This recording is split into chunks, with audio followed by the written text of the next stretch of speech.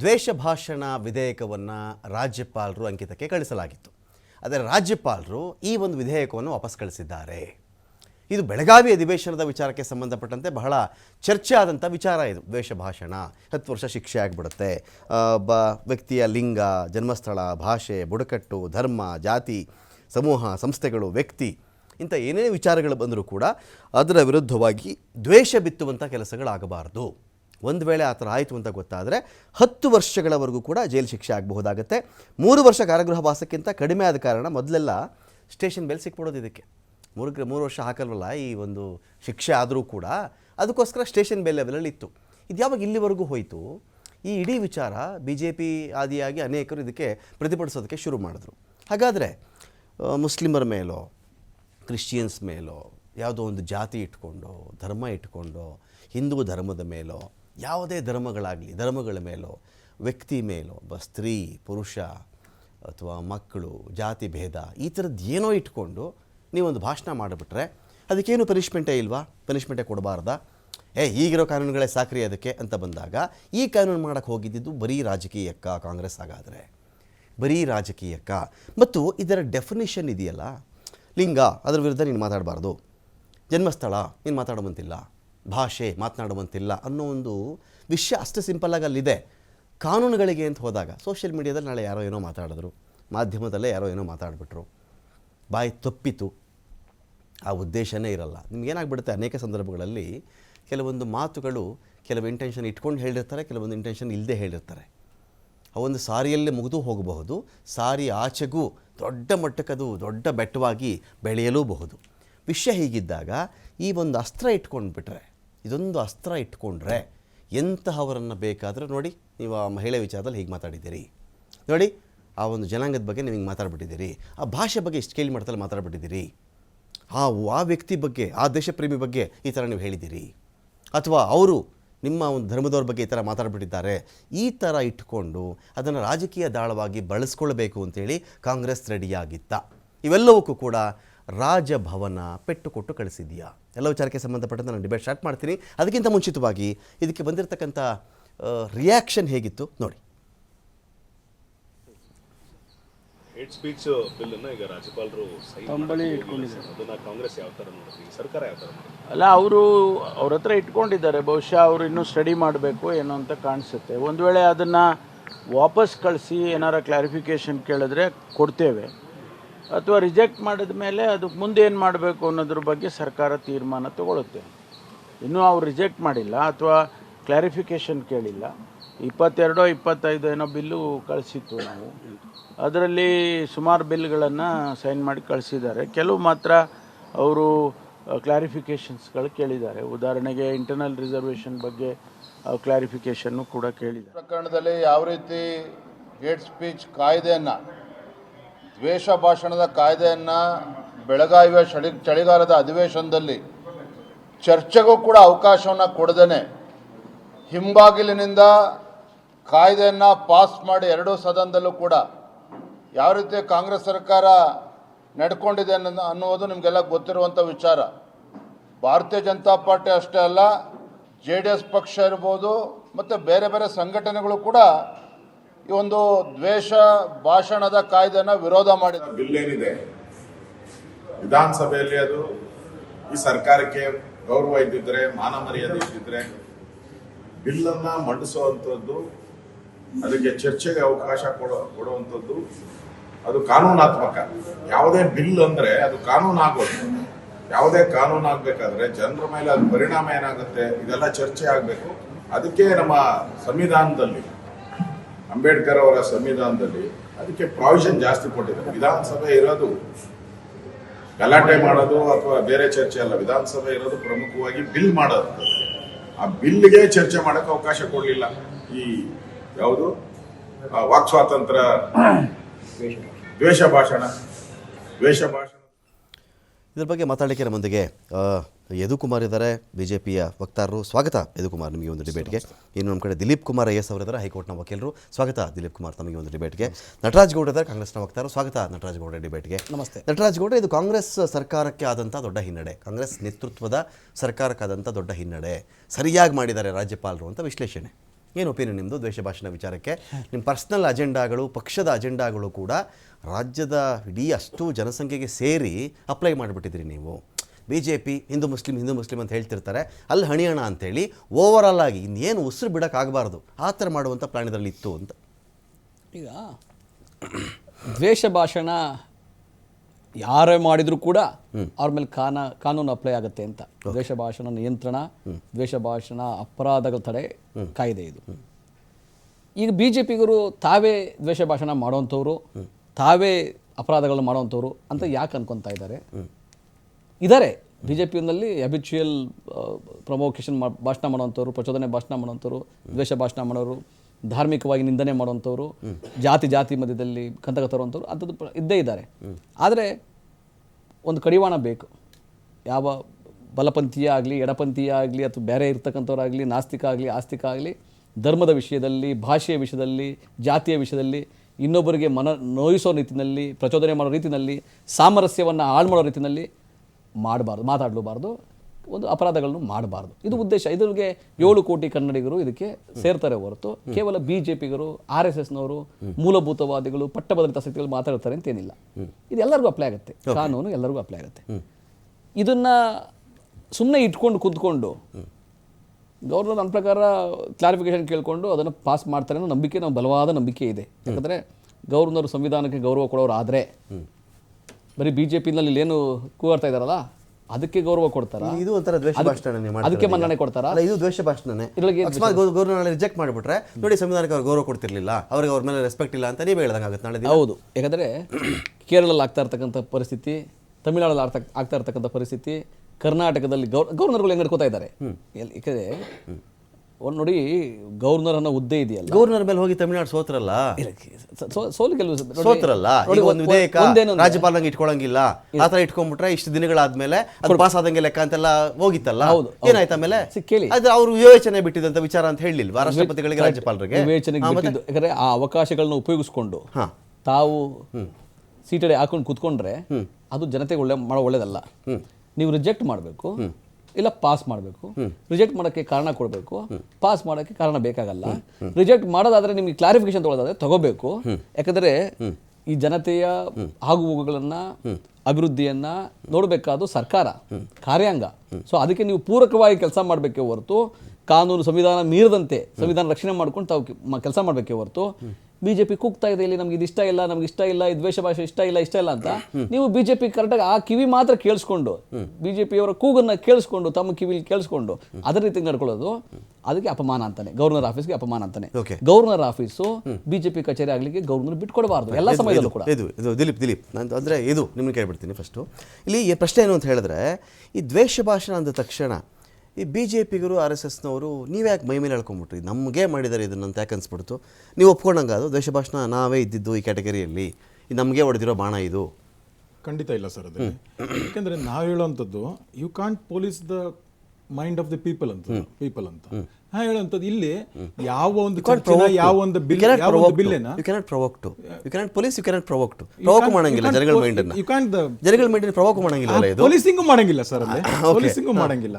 ಹಾಗಾದ್ರೆ ಈ ಬಿಲ್ಲು ಸದನದಲ್ಲಿ ಚರ್ಚೆ ಆಗ್ಬೇಕಾದಾಗ ಎಷ್ಟು ಅವರ್ ಚರ್ಚೆ ಆಯ್ತು ಸರ್? ಇದು ಎಷ್ಟು ಅವರ್ ಚರ್ಚೆ ಮಾಡಕ್ಕೆ ರೆಡಿ ಇದೀವಿ ಅಂತ ಎಲ್ಲರೂ ಹೇಳಿದ್ರು. ಪರಮೇಶ್ವರ್ ಎಲ್ಲರೂ ನಾನು ರೆಡಿ ಇದೀನಪ್ಪ ಸದನಕ್ಕೆ ಬರಲಿ, ಬರೀ ಮಾತುಗೋಸ್ಕರ ಸರ್. ಅದಲ್ಲಿ ಚರ್ಚೆಗೆ ಅವಕಾಶ ಹೇಳ್ಕೊಟ್ರು ಸರ್. ಅದಲ್ಲಿ ಚರ್ಚೆಗೆ ಅವಕಾಶ ಕೊಡದೇನೆ ತಮ್ಮ ನಂಬರ್ಸ್ ಇರೋದ್ರಿಂದ ಕೇಂದ್ರದಲ್ಲಿ ಎಲ್ಲ ಚರ್ಚೆ ನಡೆದು ಸುದೀರ್ಘವಾಗಿ ಚರ್ಚೆ ನಡೆದೇ ಎಲ್ಲ ಪಾಸ್ ಆಯ್ತೇವಲ್ಲ ಕೇಂದ್ರದಲ್ಲಿ, ಲೋಕಸಭೆಯಲ್ಲಿ. ಡೆಫಿನೆಟ್ ಆಗಿ ಸರ್ ಕುತ್ಕೊಬೇಕಲ್ಲ ಅವ್ರು ಬಂದು ಇಲ್ಲಿ. ನಾವೇನು ಸದನ ಬಿಟ್ಟು ಓಡೋಗಿಲ್ವ? ಮಿಸೈಲ್ ಎಲ್ಲ ಆರಿಸ್ತಾ ಇರ್ತೀರಲ್ಲ, ಏನು ಹೇಳಿದ್ರೆ ಮಿಸೈಲ್ ಆರಿಸ್ತಾ ಇರ್ತೀರಿ, ಸದನದಲ್ಲೇ ಇದ್ವಿ ಸರ್. ಅದಲ್ಲಿ ಚರ್ಚೆಗೆ ಅವಕಾಶ ಕೊಟ್ಟಿಲ್ಲ. ನಾ ಹೇಳುವಂತದ್ದು ಯಾವ್ದನ್ನ ನಾವು ಸರಿ ಅಂದ್ರೆ ಸರಿ ಇರೋದನ್ನ ಸರಿ ಅಂತ ಹೇಳಿದಕ್ಕೆ ಇವ್ರಿಗೆ ದ್ವೇಷ ಭಾಷಣ ಆಗುತ್ತೆ ಅನ್ನೋದನ್ನ ಇವ್ರು ವ್ಯಾಖ್ಯಾನಿಸಬೇಕಾಗುತ್ತೆ. ಸರ್ ನಾ ಕೇಳುವಂತದ್ದು ಈ ತರ ದ್ವೇಷ ಭಾಷಣದಂದಾಗ ನೀವು ಮುಸ್ಲಿಮರ ಮೇಲೆ ಏನೋ ಮಾತಾಡ್ತೀರಿ ಸ್ವಾಮಿ, ಏನೋ ಮಾತಾಡ್ತೀರಿ ನೀವು XYZ, ಅದು ದ್ವೇಷಪೂರಿತವಾಗಿ ಮಾತಾಡಿರ್ತೀರಿ. ಏನು ಮಾಡ್ಬೇಕು ನಿಮ್ಮನ್ನು ಹೇಳಿ ಅವಾಗ ಹೋಗ್ಲಿ, ಸಿಂಪಲ್. ಅವ್ರ ಕ್ವಶನ್ ಅಷ್ಟೇ ಇರೋದು. ಆಗ ಇನ್ನೊಂದು ಎಕ್ಸಾಂಪಲ್ ಕೊಟ್ಬಿಡ್ತೀನಿ ಸರ್. ಇವಾನ್ ಡಿಸೋಜ ಅವರೇ ವಿಧಾನ ಪರಿಷತ್ ಸದಸ್ಯರು ಭಾರತದಲ್ಲಿ ಇಲ್ಲ ಕರ್ನಾಟಕದಲ್ಲಿ ಬಾಂಗ್ಲಾದೇಶ ತರ ಆಗಬೇಕು, ಗವರ್ನರ್ ಹೊರಗಾಕ್ಬೇಕು, ಈ ತರ ದಂಗೆಗಳಿರ್ಬೇಕು, ಇದು ಯಾವ್ದನ್ನ ಅದಕ್ಕೆ ವಿಧೇಯಕ ಮಾಡಿರೋದು. ಯಾವ ಮಾನಸಿಕತೆ ಈ ವಿಧೇಯಕದಲ್ಲಿ ಕೇಳಿಸ್ಕೊಳ್ಳಿ, ಇದು ಈ ವಿಧೇಯಕದಲ್ಲಿ ಒಂದು ಬ್ರಾಕೆಟ್ ಹಾಕ್ಬಿಟ್ಟು ಐವಾನ್ ಡಿಸೋಜ ಹೊರತುಪಡಿಸಿ ನಟರಾಜ್ ಗೌಡ ಹೊರತುಪಡಿಸಿ, ಯದುಕುಮಾರ್ ಹೊರತುಪಡಿಸಿ ಬರ್ದಿಲ್ವಲ್ಲ ಇದರಲ್ಲಿ? ಹೇಳಿದ್ರಲ್ಲ, ಹಂಗೇನ ಬರ್ದಿದ್ರಾ? ಹೇಳಿದ್ರಲ್ಲ ಅವ್ರ ಮೇಲೆ ಏನ್ ಕ್ರಮ ಆಯ್ತು ಸರ್ ಅಲ್ಲಿ? ಈಗ ಈ ರಾಜ್ಯಪಾಲರು ಇವಾಗ ಈಗ ಅವ್ರು ಹೇಳಿದ್ರು- ಕೇಳಿಸ್ಕೊಳ್ಳಿ, ರಾಜ್ಯಪಾಲ ಅಕ್ಸೆಪ್ಟ್ ಮಾಡ್ಬಿಟ್ಟಿದ್ರೆ ಖಂಡನೆನೂ ಇಲ್ವಲ್ಲ ಸರ್? ನಟರಾಜ್ ಗೌಡ ನಾನೇ ಕೇಳ್ತಾ ಇದ್ದೆ, ಒಂದು ಖಂಡನೆ- ಅಲ್ರಿ ಐವಾನ್ ಡಿಸೋದ್ ಒಂದು ನಿರ್ಧಾರ ನಿಮ್ದು, ಯದುಕುಮಾರ್ ಒಂದು ನಿರ್ಧಾರ ಮಾಡ್ತಿಲ್ಲ ಅಂತ ಕೇಳ್ತಿದ್ದೆ ಅವ್ರನ್ನ. Is it not against the state sir? ಹ್ಞೂ ಸ್ವಾಮಿ, ಇದು ಕಾಯ್ದೆ ಯಾಕೆ ಬಿಡ್ಲಿಲ್ವಲ್ಲ ಇದನ್ನೀಗ? ಬಿಲ್ಲೆಲ್ಲ ಇದೆಯಲ್ಲ ಇನ್ನು ಸರ್ ಇವಾಗ ಬಹುಮತ ಇದು ಕಾಯ್ದೆ ಮಾಡ್ಕೊಂಡಿದ್ದಾರೆ ಸರ್ ಅದಲ್ಲಿ. ಈ ಕಾಯ್ದೆ ಆಗಿಲ್ಲ, ರಾಜ್ಯಪಾಲರು ಅಂಕಿತ ಹಾಕ್ಬೇಕು ಅದಲ್ಲಿ. Okay, ಹಾ. Maybe has got several questions, maybe has got several clarifications. ಅದು ಕೇಳಬೇಕು. ಗೋಲ್ಡನ್ ಆಪರ್ಚುನಿಟಿ ಬಿಟ್ಬಿಟ್ರಲ್ಲ ಐವನ್ ಡಿಸೋಜ ಅವರ ವಿಚಾರದಲ್ಲಿ ನೀವು. ಸರ್ ಇವಾಗ ಈ ಸರಳ ನಾನು ಅದಕ್ಕೆ ಮಾತಾಡಿದ್ದಾರೆ ಕೇಳ್ತಾ ಇದ್ದೀನಿ ಕಾಂಗ್ರೆಸ್ನವ್ರನ್ನ, ಏನ್ ಮಾಡಿದ್ರು ಐವನ್ ಡಿಸೋಜ್ ಅವ್ರನ್ನ? It is against the state.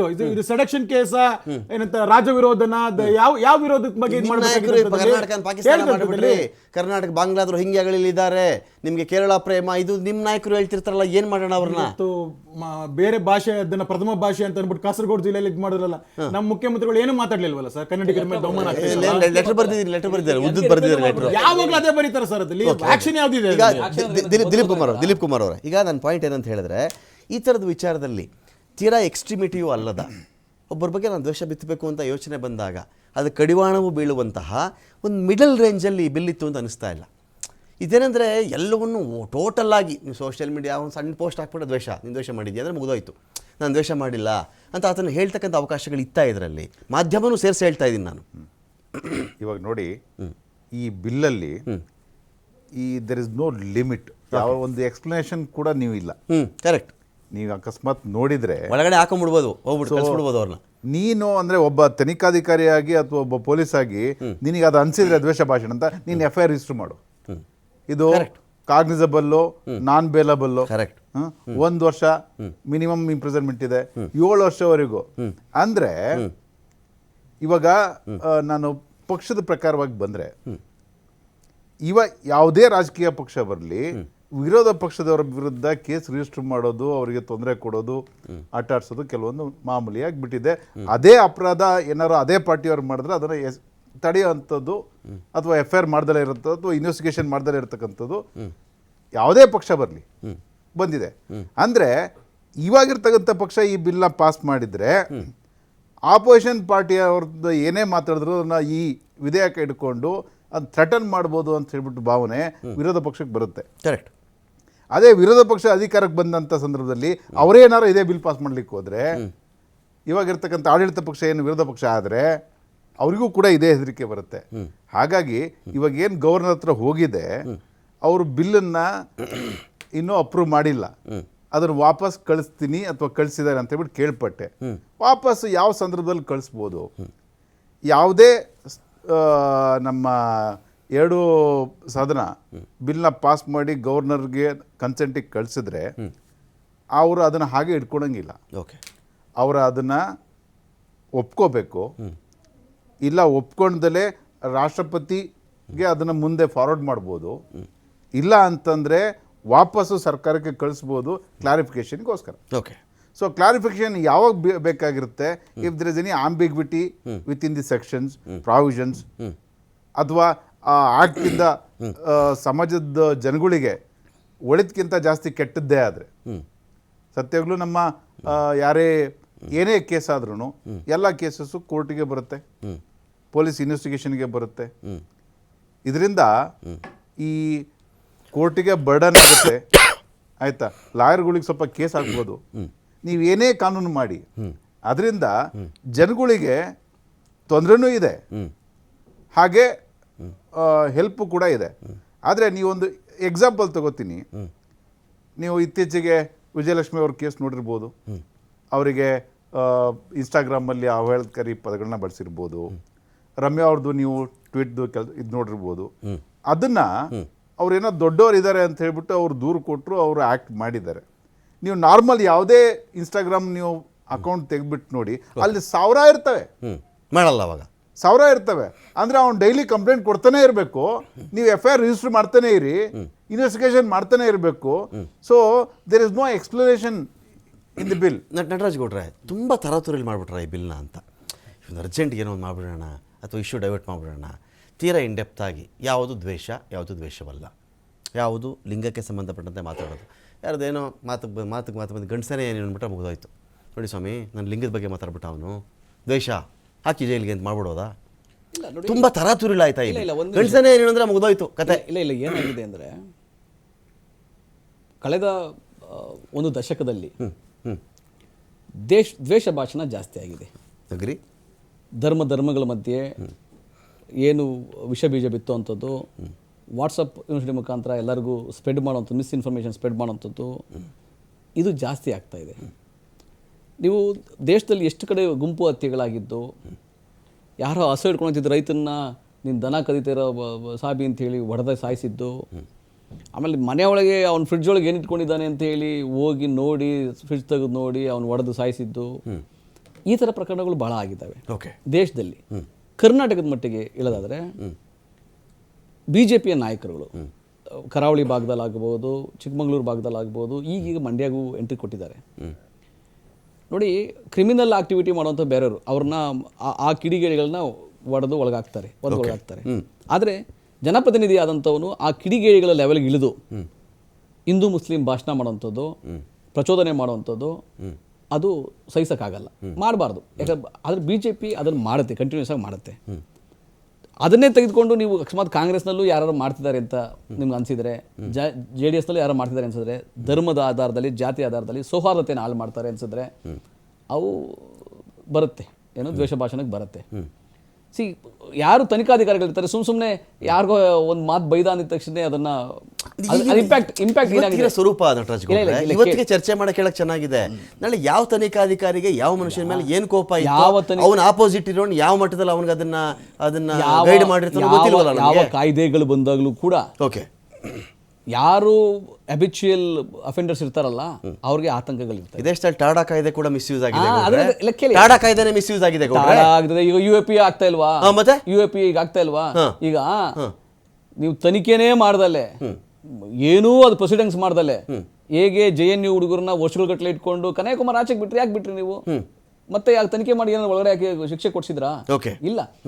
ಈಗಲೂ ಕೂಡ ಕಾನೂನುಗಳನ್ನು ದುರುಪಯೋಗ ಮಾಡ್ಕೊಳ್ಳೋದು ಉತ್ತರ ಪ್ರದೇಶದಲ್ಲಿ, ದೆಹಲಿ ಅಂತ ಭಾಗದಲ್ಲಿ ನಡೀತಾ ಇದೆ. ಆದ್ರೆ ನಾನು ಹೇಳ್ತಿಲ್ಲ, ಎಲ್ಲೋ 1-2 ಪ್ರಕರಣಗಳನ್ನ ನೆನೆಸ್ಕೊಂಡು ನಾವು ಆ ಕಾಯ್ದೆ ಬೇಡ ಅಂತ ಹೇಳಕ್ಕಾಗಲ್ಲ. 1-2 ಪ್ರಕರಣಗಳನ್ನ ಇಟ್ಕೊಂಡು ಕಾನೂನು 99 ಜನ ಅಪರಾಧಿಗಳಿಗೆ ಶಿಕ್ಷೆ ಆಗಿದೆ, ಇದ್ರೊಬ್ಬ ನಿರಪರಾಧಿಗೆ ಶಿಕ್ಷೆ ಆಗಬಾರ್ದು ಅಂತ ಹೇಳ್ತಲ್ಲ. ಇಲ್ಲ, ಅದು ಮತ್ತೆ ನೋಡಿ, ಈಗ ಹಂಗಂತ ಹೇಳಿ ನೀವು UAP ತೆಗಿಲಿಕ್ಕೆ ಸಾಧ್ಯನಾ? ಅದು ನಾವು ಚರ್ಚೆ ಮಾಡ್ಬೇಕಾದ್ರು. ಟಾಡಾ ತೆಗೆದ್ರು, UAP ತೆಗಿಲಿಕ್ಕೆ ಸಾಧ್ಯನಾ? ಈಗ IT ಆಕ್ಟ್ ಪ್ರಕಾರ 66, 67 ಏನು ಉಪಯೋಗಿಸ್ತಾರಲ್ಲ ಅದು ತೆಗಿಲಿಕ್ಕೆ ಸಾಧ್ಯನಾ? ಏನು ಸೋಷಿಯಲ್ ಮೀಡಿಯಾ ಅವ್ನು ಬಿಡಿ ವಾಕ್ ಸ್ವಾತಂತ್ರ್ಯ, ಅವ್ನು ಸೋಷಿಯಲ್ ಮೀಡಿಯಾ ಹಾಕ್ಲಿ ಅಂತ ಸಾಧ್ಯನಾ? ಇಲ್ಲ. ಆದರೆ ಅದನ್ನು ಬಂದಾಗ ಬಹಳ ಜನ ಟೀಕೆ ಮಾಡಿದ್ರು, ನಮ್ಮ ವಾಕ್ ಸ್ವಾತಂತ್ರ್ಯವನ್ನು ಕಡಿವಾಣ ಆಗ್ತೀರ ನೀವು ಅಂತ ಟೀಕೆ ಮಾಡಿದ್ರು. ಈ ಕಾಯ್ದೆಗಳು ಬಂದಾಗಲ ಯಾರು ತಪ್ಪುಗಳನ್ನ ಮಾಡ್ತಿರ್ತಾರೆ ಅವ್ರ ಇದಕ್ಕೆ ಅಪೋಸ್ ಮಾಡ್ತಾರೆ, ಫಸ್ಟ್ ಅಪೋಸ್ ಮಾಡ್ತಾರೆ. ಫೈನ್ ಚರ್ಚೆ ಮತ್ತೆ ಮುಂದುವರಿಸ್ತೀನಿ. ಈಗ ಈ ಮುಸಲ್ಮಾನರ ವಿಚಾರವನ್ನು ಇಟ್ಕೊಂಡೇ ಕಾಂಗ್ರೆಸ್ನವ್ರು ಈ ಬಿಲ್ ಮಾಡಿದ್ರು ಅಂತ ನಿಮ್ಮ ವಾದ. ಮುಸಲ್ಮಾನರ ವಿಚಾರದಲ್ಲಿ ದ್ವೇಷ ಭಾಷಣ ಮಾಡಿರೋದು ಯಾರು ಅಂದರೆ ನೀವೇ ಅಂತ ನೀವು ಅಂದ್ಕೊಂಡಿದ್ದೀರಾ? ಈಗ ಅವ್ರು ಹೇಳ್ತಾ ಇದ್ರು ಹಸು ಮಾಂಸ ಅಲ್ಲ, ಆ ವ್ಯಕ್ತಿ ಬಗ್ಗೆ ಮಾತಾಡೋದು, ಜಿಹಾದ್ ವಿಚಾರದಲ್ಲಿ ಮಾತಾಡೋದು, ಧರ್ಮಗಳ ಬಗ್ಗೆ ಮಾತಾಡೋದು, ಪಾಕಿಸ್ತಾನ ಅನ್ನೋದು, ಇದು ಜಾಸ್ತಿ ಯಾರಂದಿದ್ದಾರೆ ಅಂತೇಳಿ ಗೂಗಲ್ ಸರ್ಚ್ ಕೊಟ್ಬಿಟ್ಟು ಹೇಳ್ಬಿಡುತ್ತೆ. ಬೇಕಾದ್ರೆ ಗ್ರೋಕ್ ಸರ್ಚ್ ಕೂಡ ಮಾಡ್ಬೋದು ನೀವು. ಸರ್, ಹಾಗಾದ್ರೆ ಒಂದು ಸರ್ಕಾರ ಅದನ್ನ ಅವ್ರ ದ್ವೇಷದ ಕ್ಯಾಟಗರಿ ತಗೊಂಡಿದ್ದಾರೆ ಅಂತ ಅವರ ದ್ವೇಷ ಡೆಫಿನಿಷನ್ಸ್ ಅದು ಪೊಲಿಟಿಕಲ್ ಆಪೋನೆಂಟ್ಸ್ ತರನೇ ಕಾಣಿಸ್ತಾ ಇರ್ತಾರೆ. ಆದ್ರೆ ನಾವ್ ಹೇಳುವಂತದ್ದು ನಿಜವಾದ ದ್ವೇಷ ಡೆಫಿನಿಷನ್ಸ್ ಏನು ಅಂತ ಕಾಯ್ದೆನಲ್ಲಿ ಯಾವುದೂ ಸ್ಪಷ್ಟವಾಗಿಲ್ಲ ಸರ್. ಒಂದು ಹೇಳೋದು, ಹಾಗಾದ್ರೆ ಕನ್ನಡ ಚಳುವಳಿ ಮಾಡೋರಿಗೆ, ಕನ್ನಡ ಚಳುವಳಿ ಕನ್ನಡದ ಬಗ್ಗೆ ಮಾತಾಡೋರಿಗೆ ಅದು ದ್ವೇಷ ಭಾಷಣ ಆಗುತ್ತೆ ಸರ್? ಅದು ಸರ್ಕಾರದ ನಿಲುವನ್ನ ಟೀಕಿಸೋದಕ್ಕೆ ಅದೇನಾಗುತ್ತೆ? ಅದು ಬರ್ದಿಲ್ವಲ್ರಿ ಇಲ್ಲಿ ಸರ್, ವ್ಯಕ್ತಿ ಸಮೂಹ ಸಂಸ್ಥೆಗಳ ವಿರುದ್ಧ. ತಾವದ್ರಲ್ಲಿ ಒಂದು ನಿಮಿಷ ಸರ್, ರಕ್ಷಣಾ ವೇದಿಕೆಯವರು ಯಾರ ಬಗ್ಗೆ ಮಾತಾಡಕ್ ಸಾಧ್ಯ? ಕನ್ನಡ ವಿರೋಧಿಗಳ ಬಗ್ಗೆ, ಕರ್ನಾಟಕದ ವಿರೋಧಿಗಳ ಬಗ್ಗೆ, ಸರ್ಕಾರದ ನೀತಿಗಳ ಬಗ್ಗೆ ಮಾತಾಡಿದಾಗ ವಿರೋಧ ಅಲ್ವಾ ಸರ್? ಅದಲ್ಲಿ ಸಂಘ ಮತ್ತು ವಿರೋಧಕ್ಕೂ ದ್ವೇಷಕ್ಕೂ ವ್ಯತ್ಯಾಸ ಇಲ್ವೇನ್ರಿ? ವಿರೋಧ ಬೇರೆ, ಅಪೋಸ್ ಮಾಡೋದು ಬೇರೆ, ಹೇಟ್ರೆಡ್ನೆಸ್ ಬೇರೆ. ಹೇಟ್ರೆಡ್ನೆಸ್ಗೂ ಅಪೋಸ್ಗೂ ವ್ಯತ್ಯಾಸ ಇಲ್ವೇ? ಹಾಗಾದ್ರೆ ಉತ್ತರ ಕರ್ನಾಟಕದಲ್ಲಿ ಕೆಲವು ಭಾಷೆಗಳು ಉಪಯೋಗಿಸ್ತಾರೆ, ಆ ತರದ ಸಾಮಾನ್ಯ ಭಾಷೆಗಳು ಉಪಯೋಗಿಸೋದನ್ನು ಅದನ್ನು ನನಗೆ ಮನಸ್ಸಿಗೆ ಇಡಿಸಿಲ್ಲ ಅಂತ ದ್ವೇಷ ಭಾಷಣ ಆಗುತ್ತಾ ಆಗಲ್ವಾ? ಕಾಯ್ದೆಗೆ ಬರುತ್ತೆ. ಶಬ್ದ ಹೇಟ್ ಸ್ಪೀಚ್ ಅದನ್ನ ದಿಲೀಪ್ ಅವ್ರ ಕೇಳ್ತೀನಿ. ಅವಾಚ್ಯ ಶಬ್ದ ಹೇಟ್ ಸ್ಪೀಚ್, ಅದಕ್ಕೆ ಹೇಳ್ತಾ ಇರುವಂತದ್ದು ಸರ್ಕಾರದ ಯಾವುದೇ ಒಂದು ಕೆಟ್ಟ ನೀತಿಯನ್ನ ತಾವು ಎಷ್ಟೊಂದು ಸತಿ ಅವಲೋಕಿಸ್ತೀರಾ, ಅದನ್ನ ಇದ್ ಮಾಡ್ತೀರಾ, ಅದನ್ನ ಅದು ದ್ವೇಷ ಭಾಷಣ ಆಗ್ಬಿಡುತ್ತೆ ಸರ್. ಹಾಗಾದ್ರೆ ರಮಾಕಾಂತ್ ಅವ್ರಿಗೆ ಯಾವ್ದನ್ನು ವಿಮರ್ಶೆ ಮಾಡುವಂತ ಅಧಿಕಾರನೇ ಇರವಲ್ಲ ಸರ್ ಅದ್ರಲ್ಲಿ. ಸೊ ಅವಾಗ ಏನ್ ಮಾಡ್ತೀರಾ ಅದಲ್ಲಿ? ಹಾಗಾದ್ರೆ ಆಕ್ಟಿವಿಸ್ಟ್ ಅಂತ ಇರೋ ಎನ್ವೈರನ್ಮೆಂಟಲ್ ಆಕ್ಟಿವಿಟೀಸ್ ಆಗ್ಬೋದು, ಬೇರೆ ಆಕ್ಟಿವಿಟೀಸ್ ಆಗ್ಬೋದು, ಅವ್ರಿಗೆ ಏನಂತ ಹೇಳ್ತೀರಾ? ಹಾಗಾದ್ರೆ ಒಂದು ಸರ್ಕಾರ, ಒಬ್ಬ ಜನಸಾಮಾನ್ಯ ತನಗೆ ಬೇಕಾದದ್ದ ಸರ್ಕಾರ ಅದು ವಿರುದ್ಧವಾಗಿ ನಡ್ಕೊಳ್ತಾ ಐತೆ ಅಂದಾಗ, ಆ ಜನಸಾಮಾನ್ಯ ಸರ್ಕಾರದ ವಿರುದ್ಧ ಮಾತಾಡಿದಾಗ ಅದು ಸರ್ಕಾರದ ವಿರುದ್ಧ ದಂಗೆನೋ ಸರ್ಕಾರದ ವಿರುದ್ಧ ಮಾತು ಅಂತ ಕೇಳಿ ಅವನ್ನ ಧ್ವನಿ ಅಡಗಿಸುವಂತ, ಅದಕ್ಕೆ freedom of speech, freedom of expression ಇದು ಕಟೇಲ್ ಮಾಡ್ದಂಗಲ್ವ ಸರ್ ಅದಲ್ಲಿ? ಇದನ್ನ ನಾವು ಯಾಕೆ ಹೇಳ್ತಾ ಇದೀವಿ ಅದಲ್ಲಿ? ಈ ತರದ ಬಿಲ್ಗಳು ಒಂದ್ ನಿಮಿಷ ಸರ್, ನೀವು ಮಾತಾಡಿದ್ದೀರಾ, ಈ ತರದ ಬಿಲ್ಗಳು ಆಗ್ಬೋದು, ಆರ್ಟಿಕಲ್ಸ್ ಆಗ್ಬೋದು, ಇವತ್ತಿನ BNS ಹೊಸ ಕಾಯ್ದೆನಲ್ಲಿ ಇಲ್ವಾ ಇದೆಯಾ ಅಂತ ಅನ್ಬಿಟ್ಟು ಇವರು ವಕೀಲ್ ಸಾಹೇಬ್ರು ಅವ್ರು ಹೇಳ್ತಾರೆ ಅದಲ್ಲಿ ಈ ತರದ್ ಇದೆ ಅದಲ್ಲಿ. ಆದ್ರೆ ಇವಾಗ ಮಾಡುವಂತದ್ದು ಓವರ್ಲ್ಯಾಪಿಂಗ್ ಆಗುತ್ತಾ? ಓವರ್ಲ್ಯಾಪಿಂಗ್ ಆಗ್ತಿದೆ ಸರ್. ನಾ ಹೇಳ್ತದ್ದು, when the centre has got ಈ ತರದ ಲಾ ಇರಬೇಕಾದಾಗ, state law will it not overlap ಮಾಡಿದಾಗ ಸೆಂಟರ್ ಅದೇನೆ ಮುಂದಕ್ಕೆ ಬರುತ್ತೆ ಹೊರತು ಸ್ಟೇಟ್ ಲಾ ಬರಲ್ಲ ಸರ್ ಅದಲ್ಲಿ. ಎಲ್ಲ ಮೋದಿ ಅವ್ರಿಗೆ ಬಿಟ್ಬಿಡೋಣ ಲಾಗಳು, ಸ್ಟೇಟ್ಗೆಲ್ಲ ಏನು ಬೇಡವೇ ಬೇಡ, ಎಲ್ಲ ಮೋದಿನೇ ಮಾಡ್ಬಿಡ್ಲಿ ಓವರ್ ಆಲ್ ದೇಶಕ್ಕೆ. ಸರ್ ಇಲ್ಲಿ ಮೋದಿನೇ ಮಾಡ್ಬಿಡ್ಲಿ, ರಾಜ್ಯಗಳಿಗೆ ಏನು ಮಾಡೋದೇ ಬೇಡ, ರಾಜ್ಯಗಳಿಗೆ ಸುಮ್ಮನೆ ರಾಜ್ಯದಲ್ಲಿ ಆದಂತ ಕೆಲವು ಘಟನೆಗಳು ಇವರು ಮೋದಿ ಅವ್ರಿಗೂ ಓವರ್ಲೋಡ್ ಆಗಲ್ಲ, ಎಲ್ಲದಕ್ಕೂ ಮೋದಿ ಅಂದ್ರೆ ಓವರ್ಲೋಡ್ ಆಗಲ್ವೇನ್ರಿ ಅವ್ರಿಗೆ? ಅದ್ರ ಬಗ್ಗೆ ಮಾತಾಡಿಲ್ಲ. ನಟರಾಜ್ ಗೌಡ್ರು 10 ವರ್ಷದಿಂದ ಅಂದ್ರು, 60 ವರ್ಷದಿಂದ ಯಾವ್ದು ದ್ವೇಷ ಭಾಷಣ ಆಗ್ಲೇ ಇಲ್ವಾ ಸರ್ ಅದಲ್ಲಿ? ದೇಶದಲ್ಲಿ ದಂಗೆಗಳು ನಡೀಲೇ ಇಲ್ವಾ? ಕಾಂಗ್ರೆಸ್ ನೇತೃತ್ವದಲ್ಲಿ ದಂಗೆ ನಡೀಲೇ ಇಲ್ವಾ? ಸಿಖ್ ದಂಗೆ ಯಾವ ನೇತೃತ್ವದಲ್ಲಿ ನಡೆದಿದ್ದು ಸರ್ ಅಲ್ಲಿ? ಸಜ್ಜನ್ ಕುಮಾರ್ ಐತಿಹಾಸಿಕ ತಪ್ಪುಗಳನ್ನ ಸರಿಪಡಿಸಿಕೊಳ್ಳಬೇಕು ಅಂತ ಅವ್ರು ಹೆಜ್ಜೆ ಇಡ್ತಾ ಇದ್ದಾರೆ. ಈಗ ಐತಿಹಾಸಿಕ ತಪ್ಪುಗಳು ಸರಿಪಡಿಸ್ಕೋಬೇಕು ಅಂತ ಹೆಜ್ಜೆ ಇಡ್ತಾ ಇರೋದವರು. ಸರಿ, ರಾಜ್ಯಸಭಾ ಮೆಂಬರ್ ಪಾಕಿಸ್ತಾನ ಜಿಂದಾಬಾದ್ ಅಂತ ಐತಿಹಾಸಿಕಂತದ್ದು ಯಾವ್ದು ಹೆಜ್ಜೆ ಇಟ್ಟೇ ಇಲ್ಲ? ಯಾಕೆ ಹೆಜ್ಜೆ ಇಟ್ಟೇ ಇಲ್ಲ? ಆಪರ್ಚುನಿಟಿ ಕಳ್ಕೊಂಡ್ಬಿಟ್ರು. ಈಗ ಇದು ಬರ್ತಾ ಇದ್ದು ರೆಡಿ ಮಾಡ್ತಿದ್ರು ಅವರು. ಬರುತ್ತಾ ಬರಲ್ಲ ಕೇಳ್ಬೇಕು ಸರ್ ಅವ್ರಿಗೆ. ನೀವು ಆಪರ್ಚುನಿಟಿ ಕಳ್ಕೊಂಡ್ಬಿಟ್ಟು ಇವಾಗ ಮಾತಾಡಿದ್ರೆ ನಾನು ಏನ್ ಮಾಡ್ಲಿ? ಈಗ ರಾಜ್ಯಸಭಾ ಸದಸ್ಯರು ಪಾಕಿಸ್ತಾನ ಜಿಂದಾಬಾದ್ ಅನ್ನೋದು ಈಗ ಅವ್ರಿಗೆ ಏನ್ ಮಾಡ್ತೀರಾ ಅದನ್ನಲ್ಲಿ? ಅದು ಹಿಂದಕ್ಕೊಂಡೋಯ್ತಾ ಇಲ್ಲ ಇವಾಗ ಇದೆಯಾ ಅದಲ್ಲಿ? ಆಮೇಲೆ ಉದಯಗಿರಿನಲ್ಲಿ ಮಾಡುವಂತವ್ರನ್ನ ಮಾಫಿ ಮಾಡುವಂತದ್ದು, KGHಳ್ಳಿ DGಹಳ್ಳಿ ಮಾಡುವಂತವ್ರನ್ನ ಅವ್ರ ಕೇಸ್ ವಾಪಸ್ ತಗೊಳ್ಳುವಂತದ್ದು, ಸಚಿವ ಸಂಪುಟದಲ್ಲಿ ಚರ್ಚಿಸಿ ವಾಪಸ್ ತಗೊಳ್ಳುವಂತದ್ದು, ಚಿತ್ತಾಪುರದಲ್ಲಿ ನಡೆದಿದಂಥದ್ದು, ಕಲಬುರಗಿಯಲ್ಲಿ ನಡೆದಿದಂಥದ್ದು. ಇದ್ರ ವ್ಯಾಪ್ತಿಯ ಬಗ್ಗೆ ದಿಲೀಪ್ ಜಿ, ಇದರ ವ್ಯಾಪ್ತಿ ವಿಚಾರಕ್ಕೆ ಸಂಬಂಧಪಟ್ಟಂತೆ ಗೊಂದಲಗಳಿದೆಯಾ? ಸರ್ಕಾರ ತರಾತುರಿಯಲ್ಲಿ ಇದನ್ನು ಮಾಡಿದೆ ಅಂತ ಅನ್ನಿಸ್ತಾ ಇದೆಯಾ? ದ್ವೇಷ ಎನ್ನುವುದರ ಡೆಫಿನಿಷನ್ ಸಾರ್ವಜನಿಕ ಚರ್ಚೆಗೆ ಸರ್ಕಾರ ಇಡಬಹುದಾಗಿತ್ತ? ಇಟ್ಟ ಮೇಲೆ ಒಂದು ಬಿಲ್ ಮಾಡಬಹುದಾಗಿತ್ತು. ಬಿಲ್ ಇಟ್ಬಿಟ್ಟು ನಾವು ಅದು ಮಾಡ್ತೀವಿ, ಏನಪ್ಪ ದ್ವೇಷ? ಇಷ್ಟು ಪ್ರಕರಣಗಳು ಬರ್ತಾ ಇವೆ, ಇಷ್ಟು ಪ್ರಕರಣ ಇದೆ. ಇವರನ್ನ ಈಗ ನೋಡಿ, ಅನೇಕ ವಿಚಾರದಲ್ಲಿ ಕೆಲವು ಜನಾಂಗೀಯ ನಿಂದನೆ, ಅಟ್ರಾಸಿಟಿ ಕೇಸ್ಗಳಂತ ಮಾತಾಡ್ತೀವಲ್ವ, ಪರಿಶಿಷ್ಟ ಜಾತಿ ಪಂಗಡ ಈ ಥರದ ಜನಗಳಿಗೆ ಬಂದಾಗ ಅವ್ರಿಗೆ ಪಬ್ಲಿಕಲ್ಲಿ ಸಾರ್ವಜನಿಕವಾಗಿ 4-6 ಜನ ನೋಡುವಂತೆ ನಿನಗೆ ಅವಮಾನ ಆದರೆ ಇವಾಗ ನಿನ್ನ ಒಳಗಡೆ ಕೂರಿಸಬಹುದು ಅಂತ. ಮೊದಲೆಲ್ಲ ಇಲ್ಲ ಹಂಗೆ ಅಂದ ಅಂದರೆ ಸಾಕಿತ್ತು, ನನಗೆ ಬೈದುಬಿಟ್ಟ, ನನ್ನ ಜಾತಿ ಹಿಡಿದು ಬೈದ ಅಂತ ಈ ಕಂಪ್ಲೇಂಟ್ ಕೊಟ್ಬಿಟ್ಟಿದ್ರೆ ಒಳಗಡೆ ಹಾಕ್ಬಿಡ್ತಾಯಿದ್ರು. ಈಗ ಸಾರ್ವಜನಿಕವಾಗಿ ಅದು ಯಾರನ್ನ ಕೇಳಿರುವಂಥವ್ರು ಇರಬೇಕು, ಒಂದಷ್ಟು ಜನಗಳ ಸಮ್ಮುಖದಲ್ಲಿ ಅಂತಲೂ ಇರಲಿ. ಸೊ ಆ ಥರ ಇದ್ದಾಗ ಅವರು ಬಿಟ್ಟು ಬೇರೆ ಜಾತಿಯವ್ರಿಗೆ ಯಾರಾದರೂ ಬೈದರು, ಧರ್ಮದವ್ರಿಗೆ ಬೈದರು, ಏನು ಮಾಡ್ಬೇಕು ಅವಾಗ?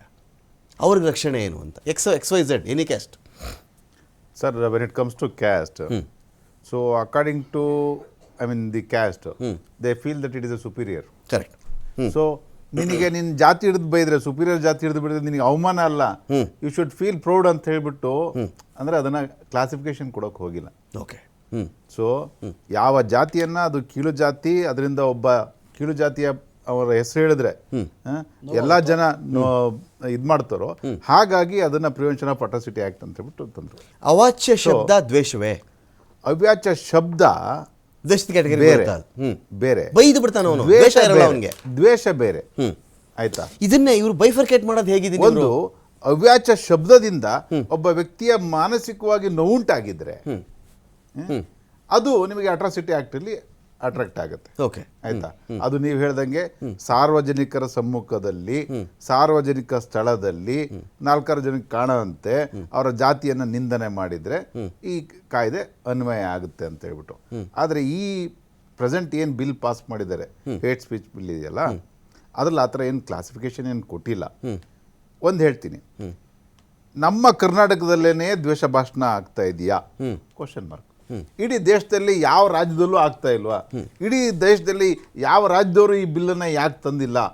ಅಥವಾ ಇದುವರೆಗೂ ಏನು ದ್ವೇಷ ಭಾಷಣ ಆಗಿದೆ, ಹೇಟ್ ಸ್ಪೀಚ್ ಆಗಿದೆ, ಅಥವಾ ಜನಾಂಗೀಯವಾಗಿ, ಅಥವಾ ಒಂದು ವರ್ಗದಿಂದ ಇನ್ನೊಂದು ವರ್ಗಕ್ಕೆ, ಅಥವಾ ಒಂದು ಧರ್ಮದಿಂದ ಇನ್ನೊಂದು ಧರ್ಮಕ್ಕೆ ಸ್ಪೀಚ್ ಮಾಡಿ ಎಫೆಕ್ಟ್ ಆದಾಗ ಅವ್ರನ್ನ ಯಾವುದೇ ರೀತಿ ಕಾನೂನು ರೀತಿಯಲ್ಲಿ ನಾವು ಶಿಕ್ಷೆ ಕೊಡಿಸಿಲ್ವಾ ಅಂತ ಹೇಳ್ಬಿಟ್ಟು ನೋಡಬೇಕು.